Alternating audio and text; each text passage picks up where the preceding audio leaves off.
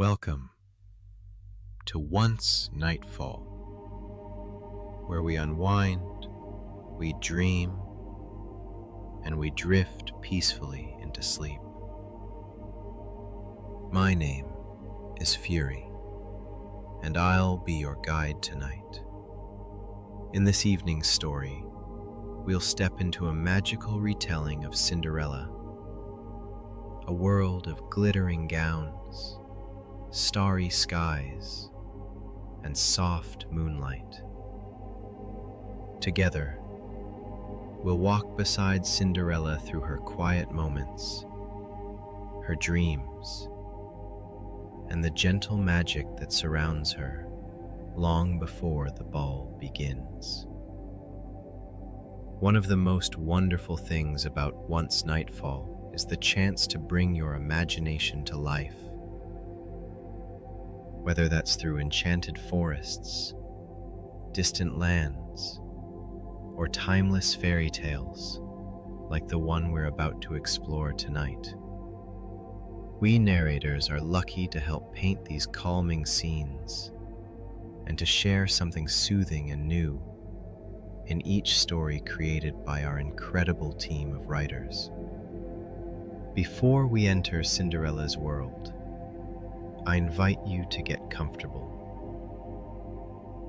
Relax your body and allow your thoughts to gently slow down.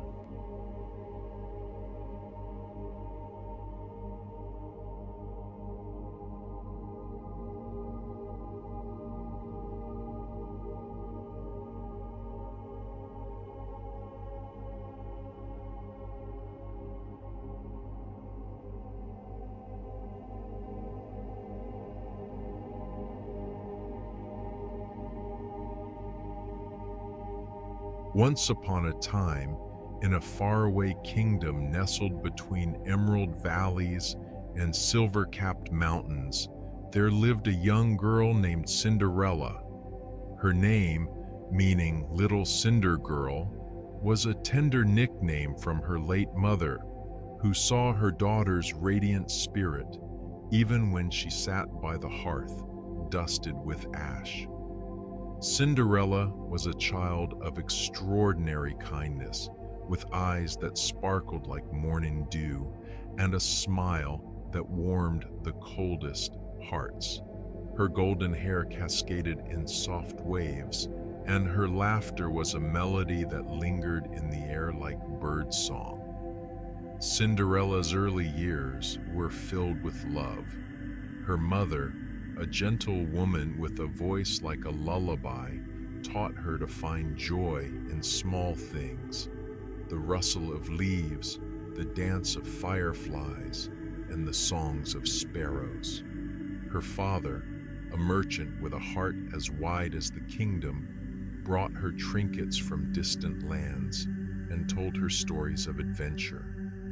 But fate, as it sometimes does, wove a thread of sorrow into Cinderella's life. When she was barely 10, her mother fell ill and passed away, leaving a void that seemed to dim the sun itself. Her father, heartbroken but determined to provide for his daughter, remarried a widow named Lady Tremaine, hoping she would care for Cinderella as her own. Lady Tremaine was a woman of sharp features and sharper ambition. She arrived at the family's ivy-covered manor with her two daughters, Anastasia and Drizella, whose pinched faces and haughty manners mirrored their mother's. From the moment they crossed the threshold, Lady Tremaine's envy of Cinderella's beauty and gentle nature festered like a thorn in her heart. When Cinderella's father died unexpectedly during a journey across the sea, Lady Tremaine's mask of civility fell away entirely. She banished Cinderella to the attic, stripped her of her fine clothes, and forced her to become a servant in her own home. The manor, once alive with laughter, grew cold and silent under Lady Tremain's rule. Cinderella rose before dawn to scrub floors, mend clothes, and cook meals, her hands growing calloused, but her spirit unyielding. Anastasia and Drizella, spoiled and vain, mocked her ragged dresses and tangled hair, calling her Cinder Wench as they lounged in silks and satins. Yet Cinderella never let their cruelty tarnish her heart. She sang softly as she worked, her voice weaving hope into the dreary tasks, and she found solace in the garden behind the manor, where roses bloomed despite neglect. The garden was Cinderella's sanctuary.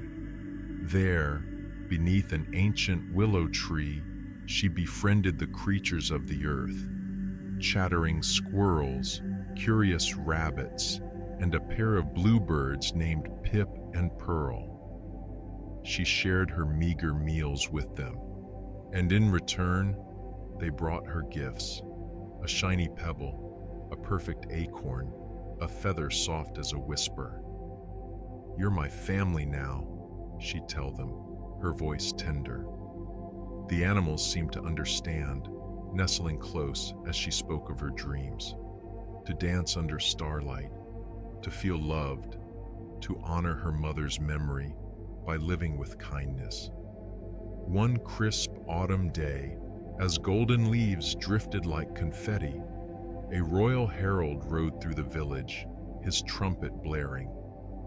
The kingdom buzzed with news. Prince Alexander, the only son of the king and queen, was to host a grand ball at the palace to find a bride. Every maiden in the land was invited, from noble women to villagers, for the prince sought a heart true and pure, not merely a title. The announcement reached the manor, and Anastasia and Drizella erupted in squeals of delight. They spent weeks preening before mirrors, ordering lavish gowns of crimson and emerald, and practicing curtsies that wobbled like unsteady towers. Cinderella, sweeping the hearth, listened to their chatter with a quiet longing. She remembered her mother's stories of palace balls where music floated like magic and dancers swirled like petals in the wind. "May I go to the ball, stepmother?" she asked one evening, her voice soft but hopeful. Lady Tremain's lips curled into a sneer. "You? In those rags? You disgrace us all. Stay home and scrub the pots." Anastasia and Drizella cackled, tossing their ribbons in the air. Cinderella's heart sank, but she nodded and returned to her chores, her dreams tucked away like a pressed flower. As the days passed, Cinderella found herself imagining the ball in stolen moments. She pictured chandeliers aglow with 1,000 candles, gowns shimmering like moonlight, and music that lifted the soul. At night, in her attic room, she danced alone, twirling in her patched dress as moonlight spilled through the cracked window. The mice who shared her attic, Gus, a plump fellow with a love for crumbs, and Jack, a quick-witted leader, watched with wide eyes. "You dance like a princess, Cinderella!" Jack squeaked, and she laughed, scooping him up. "If only dreams could come true," she whispered. The night of the ball arrived, and the manor was a whirlwind of perfume and rustling silk. Anastasia and Drizella, their faces powdered and their hair piled high, bickered over who would win the prince's heart. Lady Tremain, resplendent in black velvet, herded them into a hired carriage, casting a final glare at Cinderella. "Finish the laundry by dawn," she snapped before the carriage rattled away. The manor fell silent, and Cinderella stood alone in the kitchen, her broom forgotten. She sank by the fireplace, her face buried in her hands, tears tracing paths through the ash on her cheeks. "Oh, Mother," she whispered, "I only wanted one night of magic." As her sobs softened, a gentle glow filled the room, like starlight spilling from the heavens. Cinderella looked up to see a figure before her, a woman with silver hair, eyes kind as a summer dawn, and a gown that shimmered like a river under moonlight.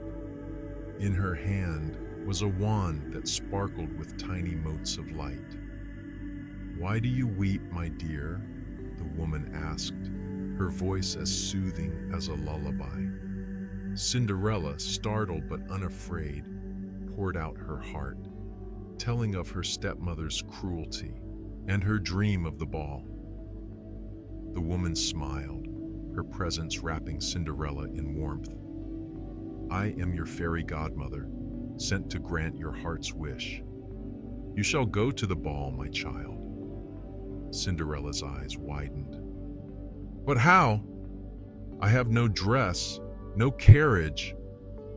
The fairy godmother raised her wand. "Leave that to me." With a flourish, she tapped the air, and magic swirled like a gentle breeze. A pumpkin from the garden rolled into the room, swelling and stretching until it became a golden carriage, its wheels gleaming like polished amber. 6 mice, Gus, Jack, and their friends, scampered in, and with a twinkling wave, they transformed into prancing horses, their coats glossy and tails flowing. A fat old rat named Bruno, who often napped by the hearth, became a jolly coachman, tipping his hat. 2 lizards from the garden wall turned into footmen, bowing with surprising grace. "Now for you," the fairy godmother said, turning to Cinderella. She waved her wand, and Cinderella's ragged dress dissolved into a gown of celestial blue, light as a cloud and embroidered with silver threads that caught the firelight. On her feet appeared glass slippers, delicate as spun sugar, sparkling with every step.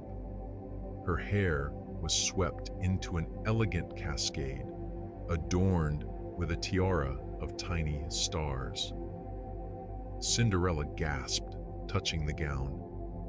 "It's like a dream," she whispered. The fairy godmother's smile softened. "All dreams must end, my dear. This magic will last only until midnight. When the palace clock strikes 12, the spell will break, and all will return as it was. Promise me you'll leave before the final chime." Cinderella nodded, her heart swelling with gratitude. "I promise. Thank you. Thank you." She embraced her fairy godmother, who vanished in a shimmer of light, leaving only the echo of her laughter. Cinderella stepped into the carriage, and the horses galloped toward the palace, the night air sweet with jasmine. As the palace came into view, its spires piercing the starlit sky, Cinderella's breath caught. It was more magnificent than her dreams. Towers of white stone, windows aglow, and music spilling into the night like a river of song. She stepped into the ballroom, and a hush fell over the crowd. Nobles in velvet and silk turned to stare, whispering of the mysterious maiden whose beauty outshone the chandeliers. Prince Alexander, standing by the throne, felt his heart stir. He was a young man of quiet strength, with dark hair and eyes that held both wisdom and wonder. Tired of shallow courtiers, he sought a soul as true as his own. When he saw Cinderella, he knew she was different. He crossed the room, bowing deeply. "May I have this dance?" he asked, his voice warm. Cinderella, blushing, placed her hand in his, and they glided onto the floor. The music swelled, a waltz as light as air, and they danced as if the world had faded away. The prince was enchanted not only by her beauty, but by her kindness, which shone in her gentle words and radiant smile. They spoke of simple things, starlit nights, favorite books, the joy of a kind deed, and found their hearts entwined. Cinderella forgot her worries, lost in the magic of the moment. They danced through the hours, laughing and spinning, the ballroom a blur of color and light. The prince led her to the palace gardens, where roses bloomed under moonlight, and they sat by a fountain, sharing stories of their dreams. "I feel as if I've known you forever," he said, his eyes searching hers. Cinderella's heart raced, and she smiled softly. "Some moments feel like forever," she replied. As they returned to the ballroom, the palace clock began to chime. The first stroke of midnight pierced Cinderella's joy like an arrow.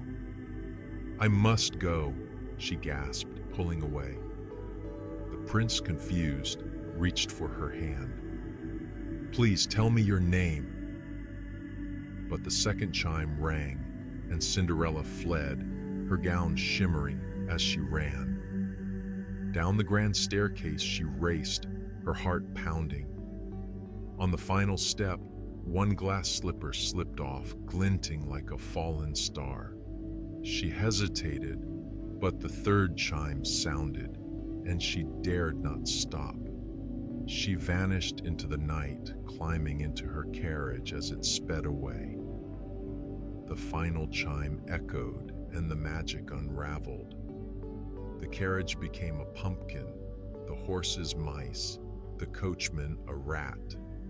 Cinderella stood in her rags, clutching the remaining glass slipper, her heart aching with joy and sorrow.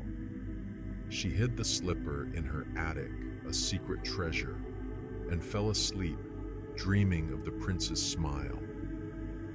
The next morning, the kingdom hummed with tales of the mysterious maiden. Prince Alexander, holding the glass slipper, vowed to find her. "She is my heart's match," he told his parents, the king and queen. With his trusted attendants, he set out, visiting every home in the land. The slipper was tried on countless feet, but none fit its delicate curve. At the manor, Lady Tremaine locked Cinderella in the attic, suspecting her stepdaughter's secret. When the prince arrived, Anastasia and Drizella shoved their feet into the slipper, grimacing as their toes cramped. The prince, disheartened, prepared to leave when a faint song drifted from above, Cinderella's voice singing to the birds. "Who is that?" he asked, his heart leaping. Lady Tremaine paled, but the prince insisted. The attic door was opened, and Cinderella descended, her rags dusty but her eyes bright. "May I try?" she asked softly. The prince knelt, and as the slipper slid onto her foot, it fit as perfectly as a promise. From her pocket, she drew the other slipper, and the prince laughed, pulling her close. "I found you," he whispered. The stepsisters sputtered, but Cinderella turned to them with a gentle gaze. "I forgive you," she said, her voice steady. "Kindness is stronger than cruelty." Lady Tremaine stormed away, her schemes in ruins, but Anastasia and Drizella, shamed by Cinderella's grace, began to soften. their hearts touched by her mercy. The prince brought Cinderella to the palace, where she was welcomed as a daughter. They married in a ceremony filled with music and flowers, the kingdom rejoicing in their love. Cinderella's animal friends lived in the palace gardens, and she ensured every servant was treated with respect. Her kindness rippled through the land, inspiring others to live with open hearts.